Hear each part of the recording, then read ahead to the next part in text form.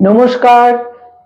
2026 2026 একদম তার দোরগোড়ায় এসে আমরা পৌঁছেছি। 2026 নতুন বছর আমাদের দরজায় করাঘাত করছে। নতুন বছর সম্পর্কে আমাদের মনে প্রচুর কৌতূহল থাকে, প্রচুর জানবার ইচ্ছে থাকে, প্রচুর আগ্রহ থাকে যে নতুন বছর ঠিক কিরকম কাটবে। কারণ আমরা সময়কে জানতে চাই, সময় আমাদের ফেভার করবে না সময় আমাদের এগেনস্টে থাকবে। এবং সময় হচ্ছে সমস্ত কিছুর নিয়ন্ত্রক, সময় অর্থাৎ কাল। এবং 2026 কে বলা হয়েছে রবির বছর। এবং আজকের বিষয় সিংহ রাশি সিংহ লগ্ন, যার অধিপতি গ্রহই হচ্ছে রবি।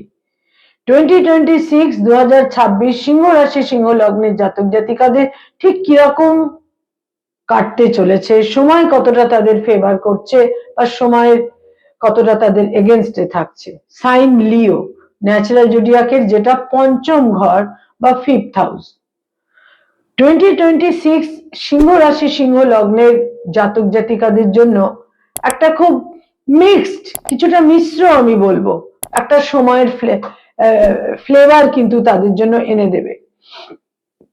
তার কারণ আমরা জানি যে পুরোটা বছরই শনি কিন্তু তাদের 8th হাউসে অষ্টমে অবস্থান করে থাকবে। এবং এই যে অষ্টমের শনি, রন্ধ্রস্থানের শনি, এটা কিন্তু বিভিন্নভাবে কিছু দীর্ঘমেয়াদী সমস্যাও তাদের জীবনে অব্যাহত করে রাখবে, সেটা তো থাকছে। কিন্তু এছাড়াও আরো কিছু গ্রহ সংযোগও কিন্তু থাকছে। তার মধ্যে কেতু মোটামুটি প্রায় পুরোটাই তাদের রাশি লগ্নে অবস্থান করে থাকছে, সপ্তমে রাহু থাকছে। এবং একদম বছরের শেষে ডিসেম্বরে গিয়ে রাহু তাদের ষষ্ঠে চলে যাবে এবং কেতু তাদের দ্বাদশে চলে যাবে। সেটা কিন্তু তাদের জন্য অনেক বেশি পজিটিভ এবং ইতিবাচক হবে। বৃহস্পতি যখন বছর শুরু হচ্ছে তাদের একাদশে গোচর করে থাকবে এবং এখানে বৃহস্পতি বক্র গতিতে থাকছে মার্চ পর্যন্ত। তারপর বৃহস্পতি মার্গী গতিতে ফিরবে এবং জুন মাসে গিয়ে বৃহস্পতি তাদের দ্বাদশে গোচর করবে এবং অক্টোবরে বৃহস্পতি তাদের রাশি লগ্নে গোচর করবে। বৃহস্পতি সিংহ রাশি সিংহ লগ্নের জন্য অত্যন্ত ইতিবাচক গ্রহ এবং বৃহস্পতি তাদের পঞ্চম এবং অষ্টমের অধিপতি এবং অক্টোবরে গিয়ে বৃহস্পতি কিন্তু তাদের রাশি লগ্নে গোচর করবে। এই সময়কাল থেকে এবং তারপর যখন রাহু কেতু তাদের রাশি লগ্ন থেকে তাদের নোডাল অ্যাক্সিস, তাদের লগ্ন সপ্তম রাশি সপ্তম থেকে সরে যাবে, সেটাও তাদের জন্য এই বছরের শেষ ভাগে গিয়ে অনেক জটিলতা থেকে তাদের মুক্ত করবে। এবার সার্বিকভাবে 2026 ঠিক কিরকম হতে চলেছে, কি থাকছে তাদের জন্য কোয়ালিটি অফ টাইম। একটা তো ফেভার তারা পাচ্ছেনই, তা হচ্ছে এটা রবির বছর। অর্থাৎ সংখ্যা তত্ত্ব অনুসারে, নিউমারোলজি অনুসারে এই যে এক সংখ্যা, এটা কিন্তু সিংহ রাশি সিংহ লগ্নের জাতক জাতিকাকে সংখ্যা তত্ত্ব অনুসারে একটা আলাদা রকমের ফেভার এনে দেবে। এবং তারা তো নেতৃত্ব করতে চান, কর্তৃত্ব করতে চান, তারা সর্বক্ষেত্রে মধ্যমণি হতে চান, সবাই তাদের ডিরেকশন ফলো করুক, সবাই তাদের সমস্ত রকমের নির্দেশকে অনুসরণ করে চলুক, এটা কিন্তু তাদের অন্যতম কাম্য একটা মনের একটা, সবসময় তাদের মনের মধ্যে এটা থাকে। এবং এই জন্য তাদের অনেক বেশি নিজেকে কিছু কিছু ক্ষেত্রে এক্সার্টও করতে হয় মধ্যমণি হতে গেলে, সবাইকে একটা জায়গায় কর্তৃত্ব এবং নেতৃত্বের জায়গায় নিজেকে রাখতে গেলে এর জন্য অনেক কিছু পরিশ্রম, অনেক কিছু ইনভলভমেন্টও কিন্তু তাদের প্রয়োজন হয়। তো সিংহ রাশি সিংহ লগ্নের জাতক জাতিকাদের জন্য 2025 কিন্তু অনেক গোলযোগ, জটিলতা, পারিবারিক ক্ষেত্রে জটিলতা, মামলা মোকদ্দমা, এরকম অনেক কিছু তাদের মধ্যে কিন্তু ছিল। এবং বারবারই একটা রেকারিং শারীরিক সমস্যাও তাদের মধ্যে কিন্তু ছিল। সেটা কিন্তু 2026 দ্বিতীয় ভাগ থেকে ক্রমশ সেটা কমতে শুরু করবে। প্রথমেই শরীর স্বাস্থ্য বা হেলথের ক্ষেত্রে আমি বলবো যেটা, তা হচ্ছে যে কিছু দীর্ঘমেয়াদী শারীরিক সমস্যা, সেটা চোখের সমস্যা, সেটা দাঁতের সমস্যা, সেটা নার্ভ ওরিয়েন্টেড সমস্যা এবং রক্তচাপ ফ্লাকচুয়েট করা, এই সমস্ত সমস্যাগুলো কিন্তু তাদের এবছরে কিছু বিড়ম্বনার মধ্যে ফেলতে পারে, সতর্ক থাকতে হবে। এবং যাদের যাদের তারা নিজেদের ক্লোজে নিয়ে এসেছিলেন, যাদের সঙ্গে একটু বেশি ইন্টিমেট হয়েছিলেন, সেখানেই কিন্তু একটা মতভেদ, তিক্ততা, গোলযোগ, মত পার্থক্য, একটা আশাহত হওয়া, ইমোশনালি আপসেট হওয়া, এই সমস্ত ক্ষেত্রগুলোও কিন্তু যেমন 2025-এ সেটা ছিল, 2026-এর প্রথম 3-4টি মাসেও কিন্তু এই ব্যাপারটাও অব্যাহত থাকছে। সিংহ রাশি, সিংহ লগ্নের জাতক জাতিকা যারা মামলা মোকদ্দমা, লিটিগেশন ইত্যাদির মধ্যে ছিলেন, সেখানে কিন্তু যথেষ্ট জটিলতা ছিল। বহু ক্ষেত্রেই তারা হয়তো জয়লাভ করতে পারেননি, বহু ক্ষেত্রে আরো বেশি কমপ্লিকেটেড হয়েছিল সিচুয়েশন গুলো।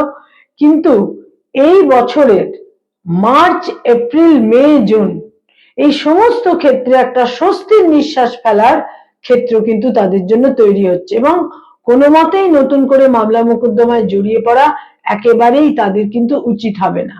এবং বহু সময় তাদের যদি বলা হয় এটাতে তো তুমি একদম ফেভার পাবে, তুমি জয়লাভ করবে, তুমি বিজয়ী হবে, ভার্ডিক্ট তোমার ফেভারে থাকবে, তোমার ফরে থাকবে, এই সমস্ত কথায় কিন্তু কর্ণপাত করা উচিত হবে না। নিজস্ব বোধ, বুদ্ধি, বিচার, বিচক্ষণতার প্রতি কিন্তু নির্ভর করা বিশেষ প্রয়োজন। সিংহ রাশি, সিংহ লগ্নের জাতক জাতিকা যারা কোনো স্থাবর সম্পত্তি বিক্রয় করতে চাইছেন সম্ভাব্য ক্ষেত্রে, সেটা কিন্তু এবছরের মার্চ, এপ্রিল, মে, জুন এই সময়কাল অত্যন্ত ফেভারেবল। যেটা হয়তো বহুদিন ধরে চাইছেন কোনো স্থাবর সম্পত্তি আপনারা সেল অফ করতে চাইছেন, তার জন্য কিন্তু মার্চ, এপ্রিল, মে, জুন এই 4টি মাস বিশেষভাবে আপনাদের জন্য কিন্তু দাক্ষিণ্য এনে দেবে। এবং সম্ভাব্য ক্ষেত্রে কিছু কিছু ক্ষেত্রে স্থাবর সম্পত্তি বিক্রয় করলে আপনারা অনেক রকম কমপ্লিকেশন, গোলযোগ থেকে কিন্তু মুক্তি পাবেন। যারা নতুন গৃহ, স্থাবর সম্পত্তি, ভূমি, গৃহ, ফ্ল্যাট, বাড়ি এই ধরনের কিছু ক্রয় করতে চাইছেন, বিশেষ করে এই বছরে ক্রয় করতে চাইছেন, তাদের জন্য এই বছরের দ্বিতীয়ার্ধ অত্যন্ত শুভ। বিশেষ করে বছরের শেষ 2টি মাস কিন্তু তুলনামূলক অনেক বেশি শুভ। যারা বাহন ক্রয় করতে চাইছেন তাদের জন্য ফেব্রুয়ারি, মার্চ, এপ্রিল, মে অত্যন্ত শুভ থাকছে, বিশেষভাবে এই সময়কাল আপনাদের ফেভারে থাকছে। সিংহ রাশি, সিংহ লগ্নের জাতক জাতিকা যারা উচ্চ বিদ্যার সঙ্গে সংযুক্ত হয়ে রয়েছেন, হায়ার স্টাডিজ নিয়ে রয়েছেন, যারা পিএইচডি করছেন, যারা রিসার্চ ওরিয়েন্টেড কাজকর্ম করছেন, তাদের জন্য মার্চ, এপ্রিল, মে, জুন অত্যন্ত শুভ। প্রচুর ভ্রমণের যোগ থাকছে এই বছর আপনাদের জন্য। June, July, August, September, October ধর্মীয় স্থানে ভ্রমণ, স্পিরিচুয়ালিটির প্রতি ইনক্লিনেশন এবং একটা স্পিরিচুয়ালিটির প্রতি আস্থা এবং সেখানে একটা সারেন্ডার করার মানসিকতা এই বছরের জুন টু অক্টোবর প্রবল ভাবে কিন্তু আপনাদের মধ্যে থাকবে। তবে বহু ক্ষেত্রে অপোজিশন, শত্রুতা এবং যেটা হয়তো আপনাদের সামনে হচ্ছে না, কিন্তু আপনারা একটুখানি চেষ্টা করলেই জানতে পারবেন যারা আপনাদের সামনে আপনাদের কিছুটা মান্য করছেন, তারাই কিন্তু পেছনে গিয়ে আপনাদের এগেনস্টে প্রবল একটা শত্রুতা, বিরোধিতা, অপোজিশনের মতো কিন্তু কাজকর্ম করছেন। সেই ব্যাপারে সতর্ক থাকতে হবে এবং কোথাও বিশ্বাস করে একটা ফেথ, মনের মধ্যে একটা গুড ফেথ নিয়ে যদি আপনারা কাউকে কিছু দিয়ে থাকেন, সেটা কিন্তু ফেরত পাওয়ার সম্ভাবনা এই বছরের প্রথম 4টি মাসে, জানুয়ারি, ফেব্রুয়ারি, মার্চ, এপ্রিলে একেবারেই থাকছে না। সেখানে কিন্তু বুঝে শুনে আপনাদের কাউকে কোনো অর্থ বা কোনো কিছু কাউকে দিলেন, কারোর কাছে গচ্ছিত রাখতে দিলেন, এ ব্যাপারেও কিন্তু অত্যন্ত সতর্কতার প্রয়োজন। বয়সে ছোট ভাই বোনদের সঙ্গে মত পার্থক্য হতে পারে, মতভেদ হতে পারে, তবে বয়সে বড় ভাই বোনদের সঙ্গে বিশেষ কোনো জটিলতার দিক কিন্তু থাকছে না। বিদেশ যাত্রার যোগ এই বছরে থাকছে, বিদেশে কর্ম লাভের যোগও থাকছে। এবং যারা কোনো ইনহেরিটেন্সের কারণে দুশ্চিন্তা, দুর্ভাবনা, উদ্বেগের মধ্যে রয়েছেন, সেখানে আমি বিশেষ করে বলবো এই বছরের অক্টোবর, নভেম্বর, ডিসেম্বর পুরো এই 3টে মাসই কিন্তু আপনাদের ফেভারে থাকবে ইনহেরিটেন্সের ক্ষেত্রে, উত্তরাধিকার সূত্রে প্রাপ্তির ক্ষেত্রে। যারা ফ্যামিলি প্ল্যানিং চাইছেন, যারা কনসিভ করতে চাইছেন, তাদের জন্য এই বছরের শেষ 3টি মাস যেমন শুভ, ঠিক সেই রকমই মার্চ, এপ্রিল, মে, জুন এই 4টি মাসও কিন্তু অত্যন্ত আপনাদের জন্য শুভ। যারা অ্যাডাপ্ট করতে চাইছেন সেক্ষেত্রেও কিন্তু এই একই কথা প্রযোজ্য। যারা শিক্ষকতার কাজ করেন, পড়ানোর কাজ করেন, যারা শিক্ষক শিক্ষয়িত্রী, তাদের জন্য মার্চ, এপ্রিল, মে, জুন যেমন শুভ, ঠিক সেই রকমই অক্টোবর, নভেম্বর, ডিসেম্বরে অত্যন্ত শুভ। আপনাদের মনের ইচ্ছা পূরণ হবে, কাম্য স্থানে আপনারা নিজেদের স্থানান্তরিত করতে পারবেন এবং বহু ক্ষেত্রেই আপনাদের মর্যাদা বৃদ্ধি হবে এবং আপনারা অ্যাপ্রিসিয়েটেড হবেন। আর্থিক ক্ষেত্র, অর্থাগমের ক্ষেত্র এই বছরে আপনাদের জন্য বিশেষ কোনো নেতিবাচক নয়, শুভই বলা যায়। তবে কিছু কিছু ক্ষেত্রে একটা বহু ক্ষেত্রে ফেথ লস করতে পারেন, কিছুটা বিশ্বাসঘাতকতাই বলবো, এবং কিছুটা অন্যের বুদ্ধিতে পরিচালিত হয়ে আর্থিক ক্ষেত্রে কিছু গোলযোগ কিন্তু তৈরি হতে পারে। তবে সার্বিকভাবে পুরোটা বছরই অর্থাগম থাকছে, বিশেষ কোনো জটিলতা থাকছে না। তবে এই বছরের শেষ 3টি মাস অক্টোবর, নভেম্বর, ডিসেম্বর আর্থিক ক্ষেত্রে আপনারা বিশেষ শুভ ফল লাভ করবেন। সিংহ রাশি, সিংহ লগ্নের জাতক জাতিকাদের 2026-এ যারা বিবাহ ইচ্ছুক, বিবাহ করতে চাইছেন, তাদের জন্য বলবো মার্চ, এপ্রিল, মে, জুন অতীব শুভ। যারা কোনো সম্পর্কের মধ্যে রয়েছেন, রিলেশনে রয়েছেন, সেখানে আপনারা এই সময়কালে বিবাহের সিদ্ধান্ত নিতে পারেন। সেখানে কিন্তু বিবাহের ক্ষেত্র অত্যন্ত শুভ। যারা অলরেডি বিবাহিত তাদের জন্য বলবো যে স্বামী বা স্ত্রীর স্বাস্থ্যহানি হতে পারে, স্বামী বা স্ত্রীর দূর যাত্রার সম্ভাবনা রয়েছে, স্বামী বা স্ত্রী কর্মসূত্রে কোনো আউট অফ স্টেট বা দেশের বাইরে, আউট অফ কান্ট্রি, এইরকম একটা অবস্থানের ক্ষেত্রেও থাকছে এবং স্বামী বা স্ত্রীর কিছুটা স্বাস্থ্যহানির যোগ থাকছে।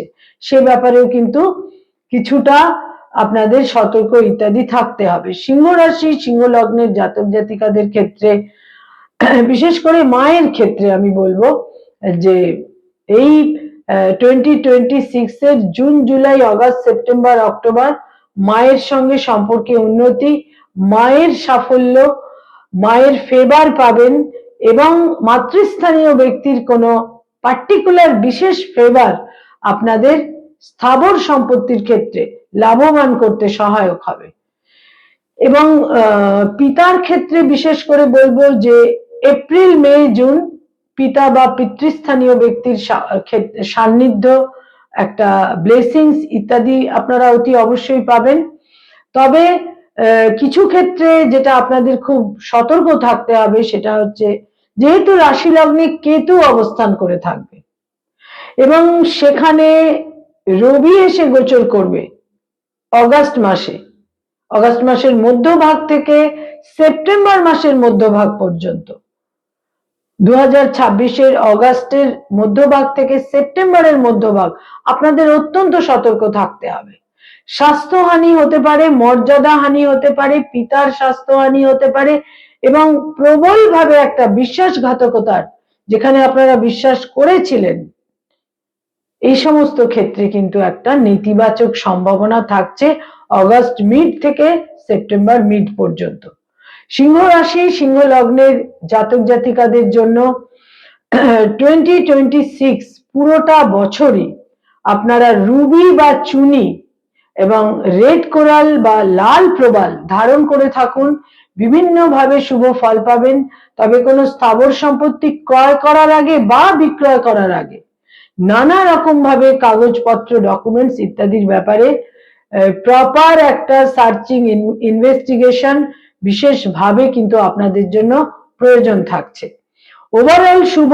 তবে অষ্টমে রন্ধ্রস্থানে শনি মহারাজ বসে থাকছেন, কিন্তু তাহলেও জুপিটার, বৃহস্পতি এই বছরের শেষ 3টি মাসে এবং বিশেষ করে মার্চ, এপ্রিল, মে, জুন এই 4টি মাসে আপনাদের কিন্তু নানাভাবে ফেভার এনে দেবে। এবং যারা কোনো রকম ভাবে কোনো স্থানান্তরিত হতে চাইছেন কাম্য স্থানে, সেইখানে স্থানান্তরিত হবার যোগ এবছরের শেষ 3টি মাসে আপনাদের জন্য প্রবল থাকছে। নমস্কার।